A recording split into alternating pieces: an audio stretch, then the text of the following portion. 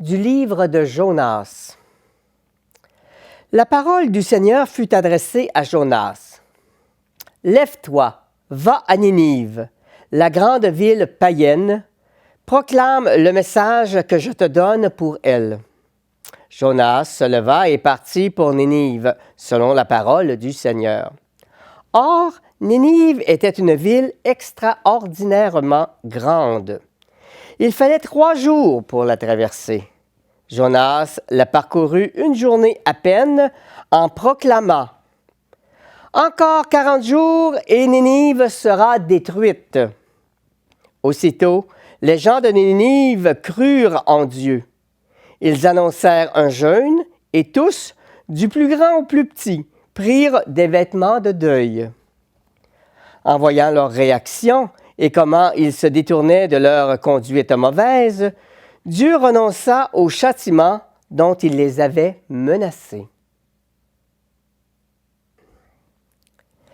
Lecture de la première lettre de saint Paul apôtre aux Corinthiens. Je dois vous le dire, le temps est limité. Dès lors, que ceux qui ont une femme soient comme s'ils n'avaient pas de femme, ceux qui pleurent comme s'ils ne pleuraient pas, ceux qui sont heureux comme s'ils n'étaient pas heureux, ceux qui font des achats comme s'ils ne possédaient rien, ceux qui tirent profit de ce monde comme s'ils n'en profitaient pas. Car ce monde tel que nous le voyons est en train de passer. De l'Évangile de Jésus-Christ selon saint Marc.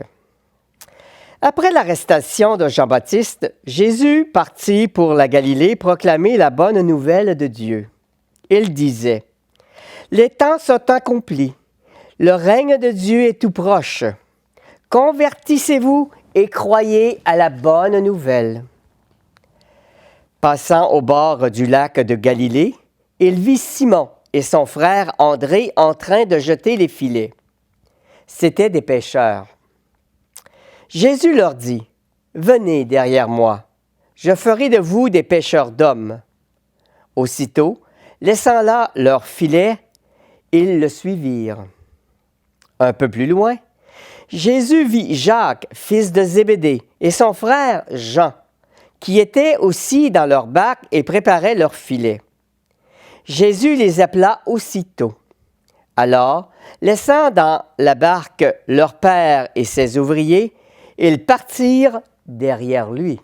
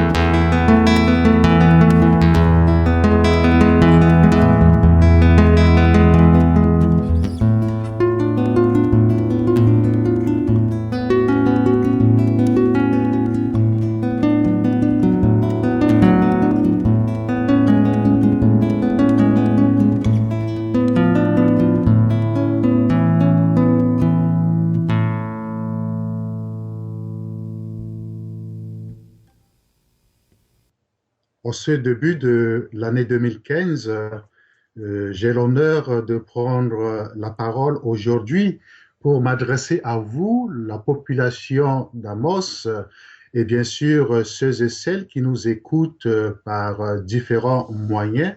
Je formule un vœu de santé. Avec la santé, nous pouvons faire beaucoup de choses. Alors, le vœu de sérénité aussi dans ce que nous entreprenons, le vœu de réussite dans tous nos projets, parce que avec les projets, on peut réaliser l'évolution du monde. Je prends la parole dans le contexte de ce troisième dimanche de l'année B, temps ordinaire, pour partager cette parole de Dieu qui est un appel. Nous avons écouté dans la première lecture du livre de Jonas comment Dieu a demandé à ce prophète d'aller interpeller les gens de Ninive. Et vous avez bien écouté comment les gens de Ninive se sont convertis. Il y a deux composantes dans cet appel de Dieu. Le temps qui se fait court. Et deuxièmement, l'engagement concret et immédiat de cette population comme réponse à une certaine urgence. La population de Ninive n'est pas pire que notre population aujourd'hui à travers le monde entier. Nous connaissons bien ce qui se passe dans notre monde actuellement. On va citer en premier la violence qui parcourt tous les pays. Et nous venons justement de vivre quelque chose de très violent au niveau de la France. Vous connaissez. Et il y a je suis originaire de la République centrafricaine et il y a une violence terrible au niveau de mon pays aussi. Et ça nous préoccupe véritablement, ça me préoccupe véritablement sur la terre de mission ici au Canada. En passant, je vous présente ma communauté ici au Canada. Je suis de la Société des missionnaires des saints apôtres et le nom vous dit déjà quelque chose par rapport à cet appel de Dieu. Les missionnaires des saints apôtres, c'est une communauté des frères, des pères et des frères qui s'occupent de la formation des jeunes au séminaire, la formation des catéchistes dans des paroisses, la formation des laïcs engagés dans leurs différents engagements et nous sommes appelés à travailler un peu partout dans le monde où le besoin se fait sentir. Seulement, on est confronté pour le Canada à un manque de vocation et l'effort se concentre au niveau de l'Afrique et de l'Amérique latine où il y a beaucoup d'engagements, beaucoup de candidats. Nous s'occupons des formations dans les séminaires alors, et puis quelques confrères dans les paroisses. Quant à moi, de façon personnelle, je suis depuis 7 ans maintenant secrétaire provincial de la Société des missionnaires des saints apôtres ici au Canada. On est au Canada, la province est ici au Canada et en Afrique, précisément au Cameroun où les premiers missionnaires québécois ont atterri. Et puis on œuvre aussi au Burkina Faso, au Zaïre aussi. Et donc, je suis là comme secrétaire et je coordonne les activités de la province dans le conseil provincial avec le supérieur qui est Yvon Jutra, québécois bien sûr. Nous nous occupons donc de l'appel du peuple. Le passage d'évangile d'aujourd'hui nous plonge directement dans notre charisme, les missionnaires des saints apôtres. Venez et suivez-moi, je ferai de vous des pêcheurs d'hommes, des pêcheurs des humains, si vous voulez, au terme d'aujourd'hui. Je reviens donc sur ce contexte du livre de Jonas qui est très contextuel aujourd'hui. Nous voyons beaucoup de violence à travers le monde. Nous voyons beaucoup de perversité à travers des églises qui poussent comme des champignons.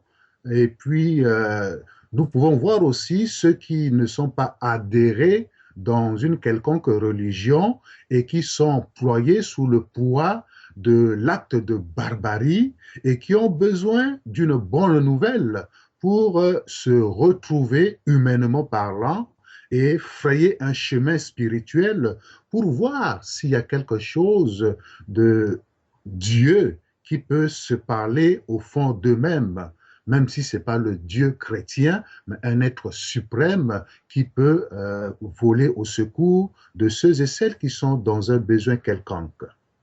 Jonas reçoit le message de Dieu, va à Ninive, annonce la bonne nouvelle à ce peuple qui a besoin de changer sa façon de faire, de changer son habitude.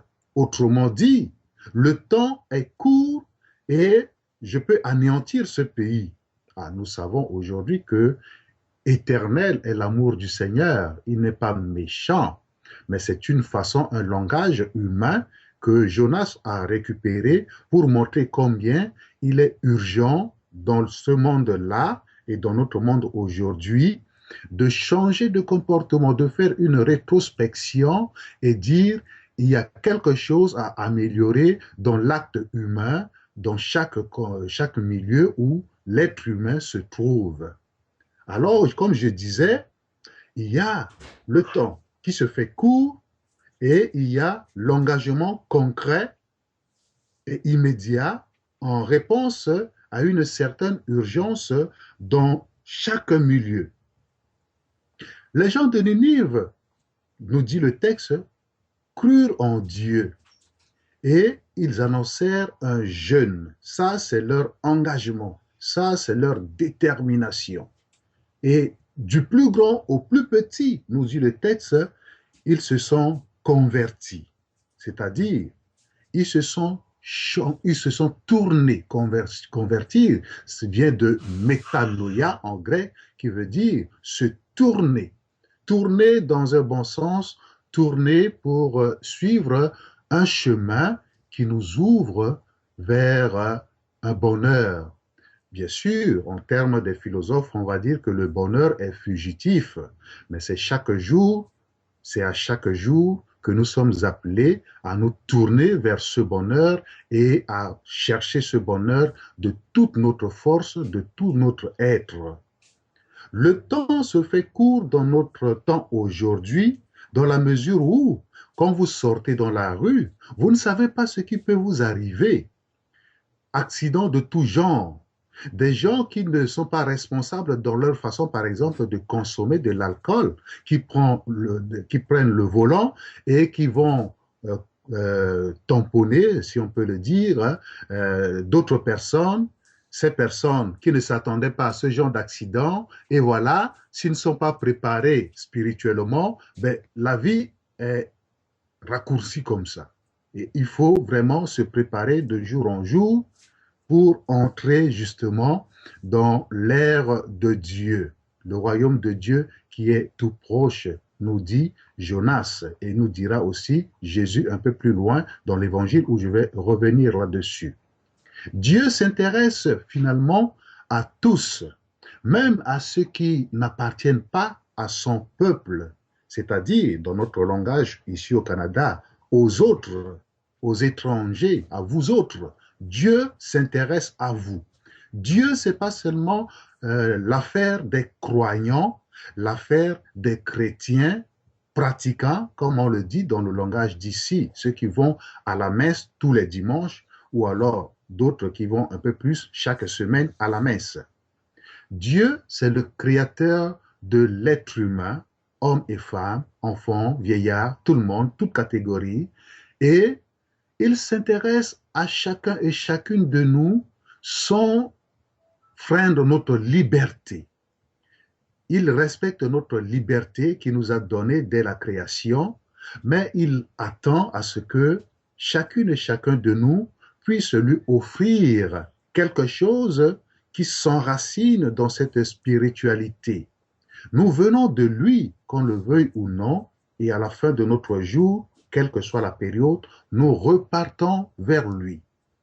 Alors c'est dans ce contexte du cheminement vers Dieu que Jonas va intervenir dans cette grande ville de Ninive pour appeler, interpeller chaque membre, chaque population à se tourner vers le Seigneur. Et c'est un engagement que Jésus lui-même, finalement, dans l'évangile que vous avez entendu de Saint Marc au chapitre 1er, du verset 14 au chapitre 20, Jésus va ouvrir, va élargir cet appel à la dimension qui est de lui-même, c'est-à-dire Dieu qui parle en personne, même si les gens, tout le monde ne le connaît pas. Jésus, dans l'Évangile, dit « Les temps sont accomplis. Le règne de Dieu est tout proche. Convertissez-vous et croyez à la bonne nouvelle. » Il va un peu plus loin que cette petite ville de Ninive où Jonas a eu la mission d'y intervenir. Quand Jésus annonce la conversion, il ne se limite pas à sa parole. Il prend un engagement, il pose un geste. Quel est son agir? Jésus va appeler les gens à le suivre, ceux que nous appelons aujourd'hui les apôtres. Et vous voyez, je me suis présenté comme missionnaire des saints apôtres. Notre spiritualité est basée sur les apôtres, en particulier Pierre et Paul, nos deux saints patrons. Et donc l'acte de Jésus dans cet appel consiste à appeler des personnes concrètes à le suivre, à s'imprégner de la spiritualité qu'il est en train d'enseigner, de sorte qu'après lui, ces personnes puissent continuer le travail de conversion auprès de ceux et celles qui se sentent interpellés ou alors qui en ont besoin et qui n'ont pas d'autres personnes à leur annoncer. Nous voyons dans l'appel de Jésus que ce sont des frères qu'il a commencé à appeler. Le passage nous dit, il voit Simon et son frère André en train de jeter leur filet. Et il leur dit, suivez-moi. Aussitôt, ils jettent leur filet et ils le suivirent. Un peu plus loin, il voit Jacques, fils de Zébédée, et son frère Jean, qui étaient aussi dans leur barque, en train de préparer leur filet.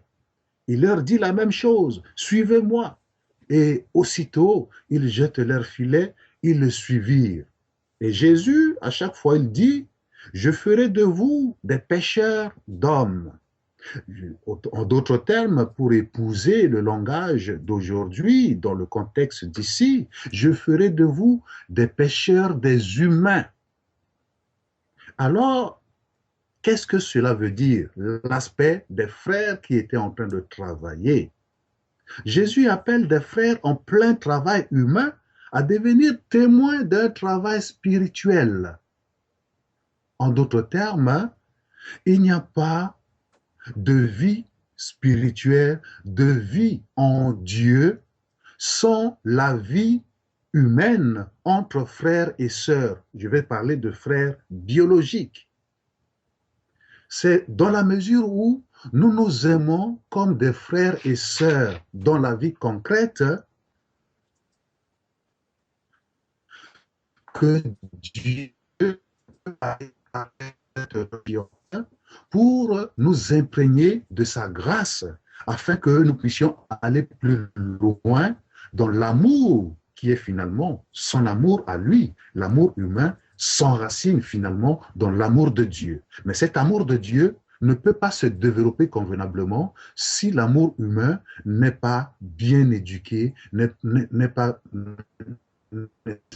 s'est pas bien développer dans le concret de notre quotidien. Alors, tous ces textes, la première lecture du prophète Jonas et l'évangile que je viens de vous en faire allusion, tous ces textes suscitent la foi. Suscitent la foi et la foi nous engage dans la vie concrète.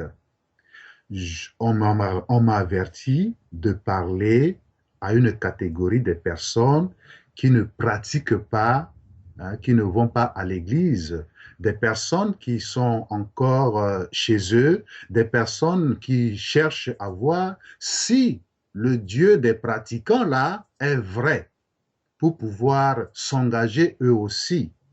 Alors, je peux vous dire tout simplement que croire, ce que nous appelons credo en latin, je crois, signifie je pense avec conviction ou avec assentiment, selon le développement de Saint Augustin. Je crois que je suis d'avis. Je tiens pour certain que j'engage ma confiance en la personne qui me parle. Généralement, c'est une personne qui vient d'ailleurs. C'est une personne que je ne connais pas. Je mets ma confiance en lui et je peux suivre ce qu'il me dit et essayer de m'adhérer à cela. Et ça m'engage au quotidien à changer ma façon de faire, à ajuster ma façon de faire, puisque il y a quelque chose de grand, de beau, de vrai dans ce que je peux découvrir en cette personne qui vient me parler. Au fond, croire rejoint une expérience commune aux humains qui construisent et se déterminent sur des paroles données, des paroles échangées. Toute notre vie, finalement, semble avoir pris racine ainsi. Elle porte aussi les blessures des paroles non tenues, des paroles reprises ou des promesses avortées finalement. Cela est vrai dans l'expérience de l'amour, mais cela rejoint une expérience plus fondamentale de la vie en s'inscrivant dans les premiers temps de notre venue à l'être. Regardez le bébé qui naît. Il est tout vulnérable entre les mains de ses parents. Il n'a pas le choix que de faire confiance à cette maman, à ce visage de la maman qu'il découvre ou qu'elle découvre en sortant de son ventre.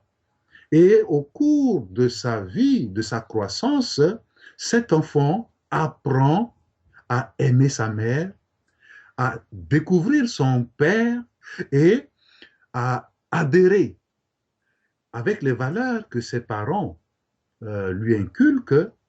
L'enfant va apprendre à faire confiance à la vie, à découvrir d'autres personnes, à agrandir le champ de sa connaissance et à travailler ensemble avec les autres humains.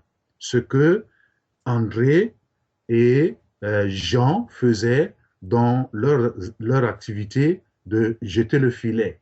Ou alors ce que nous pouvons dire Jacques et Jean faisaient dans leur travail de filet. L'enfant va apprendre à le faire. Et c'est dans ce travail humain qu'il y a quelque chose de grand, de beau et de vrai va se révéler, se dévoiler pour que l'enfant puisse grandir spirituellement. Croire, c'est finalement un acte typiquement humain. Il nous faut d'abord envisager l'aspect humain de l'acte de croire. Et l'être humain n'est pas que corporel, il y a une dimension spirituelle. Et cette dimension spirituelle, justement, se révèle, se dévoile dans cette interpellation que Jésus nous adresse aujourd'hui. Les temps sont accomplis, convertissez-vous, croyez à la bonne nouvelle.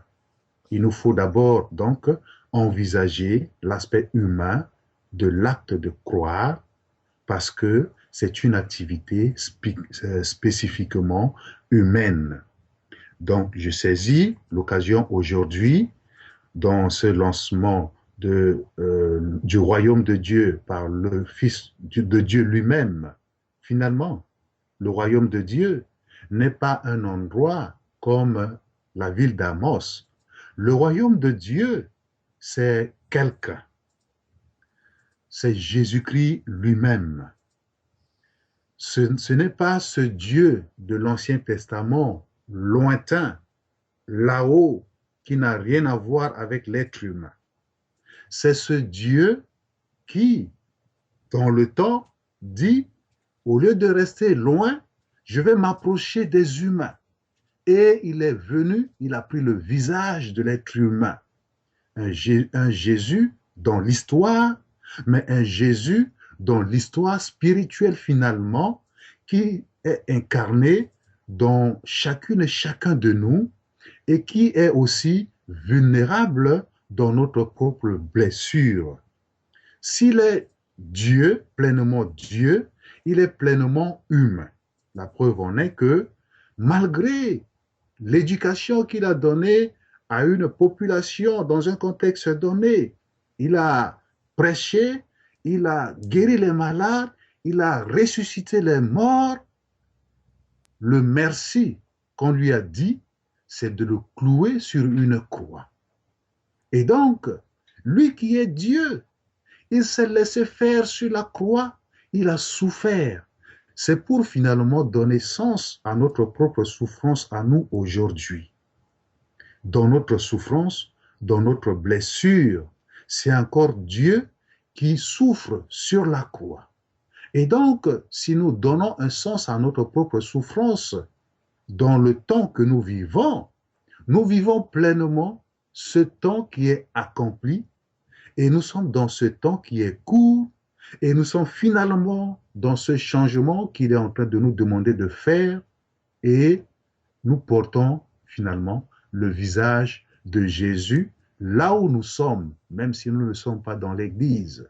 Et petit à petit, en voyant les gens qui souffrent, nous voyons Jésus qui souffre en nous. En voyant les gens qui rient, qui manifestent la joie, nous voyons Jésus qui manifeste la joie avec nous. Alors, chère population d'Amos, et ceux qui peuvent m'écouter là où vous êtes, je reprends avec Jésus, les temps sont accomplis, convertissons-nous, je m'implique, croyons à Jésus-Christ. Amen.